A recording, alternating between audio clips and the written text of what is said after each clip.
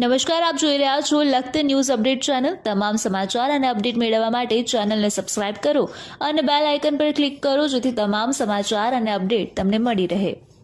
લખતર ગામમાં મહારાષ્ટ્રીયન તહેવાર ગણેશોત્સવ ઉજવવાની તડામાર તૈયારીઓ શરૂ કરવામાં આવી। નવાફળીમાં રહેતા યુવાન છેલ્લા 10 વર્ષથી ઇકો ફ્રેન્ડલી ગણપતિની મૂર્તિ બનાવી પોતાના ઘરે સ્થાપન કરી પૂજન કરે છે। ગણેશોત્સવની શરૂઆત લોકમાન્ય તિલક દ્વારા અંગ્રેજો સામે ચાલી રહેલ હિંદ છોડો ચળવળમાં લોકોને એકત્ર કરવા માટેથી કરવામાં આવી હતી। અંગ્રેજ સરકાર ભારતના લોકોને તેમની સામે કોઈ પણ પ્રકારનો વિરોધ ન કરે, તેમની સામે કોઈ પણ પ્રકારનો અવાજ ન ઉઠાવે તે માટે થઈ લોકોના અવાજને દાબી દેવા સતત કાર્યરત રહેતી હતી।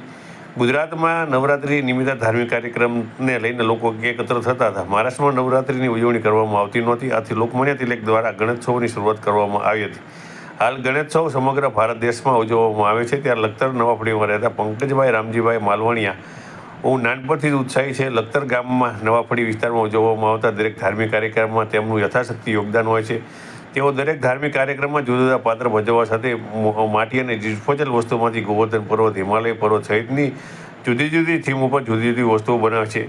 ત્યારે આગામી સમયમાં ઉજવવામાં આવનાર ગણેશોત્સવ અંતર્ગત ગણેશજીની મૂર્તિ અને સુશોભનની વસ્તુઓ તેઓ ઇકો ફ્રેન્ડલી વસ્તુઓમાંથી બનાવે છે અને તેની સ્થાપન કરી અને પૂજન કરી ત્યારબાદ વિસર્જન કરે છે।